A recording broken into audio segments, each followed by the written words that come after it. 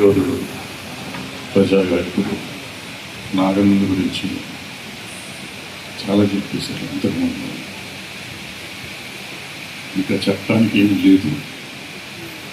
కానీ మా నారాయణమూర్తి గారు చెప్పినట్టు ఎర్ర జెండా ముక్కలైపోయింది. ఎర్ర జెండా ఎప్పుడు కలుస్తుంది? నాగన్న లాంటి వాళ్ళ త్యాగాలు ఎప్పుడు ఫలిస్తాయి?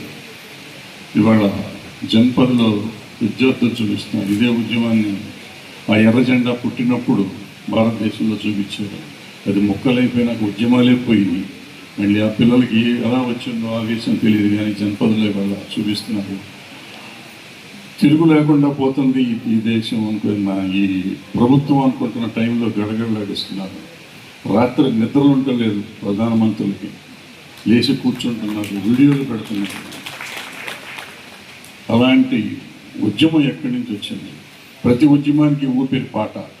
ఆ పాట ఆనాడు ఈనాడు ఇప్పుడు అక్కడ వచ్చి జన్పదలో చేస్తున్న వాళ్ళు కూడా పాటలతోనే అలరిస్తున్నారు. చాలామంది అంటారు వాళ్ళు పాటలు పాడుతున్నారు, డ్యాన్సులు చేస్తున్నారు అంటారు. ఉద్యమాలు అలాగే చేస్తారు, అలాగే చేశాడు గతంలో, ఇప్పుడు అలాగే చేస్తున్నారు.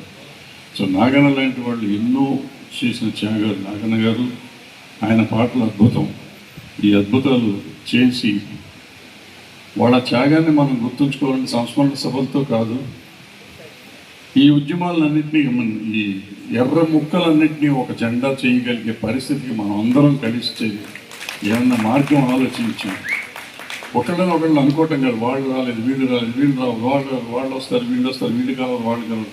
ఇక్కడ ప్రాబ్లం ఏంటంటే మన నాయకులు, ఇందాక సతీష్ చంద్ర గారు అనుకుంటూ మాట్లాడతా, ఉద్యమానికి ఊపిరి ఉండాలి కానీ నాయకత్వం కాదు, ఉద్యమానికి స్ఫూర్తి ఉండాలి. ఉద్యమ స్ఫూర్తి మనం అందరం కలవటంలోనే ఉంటుంది.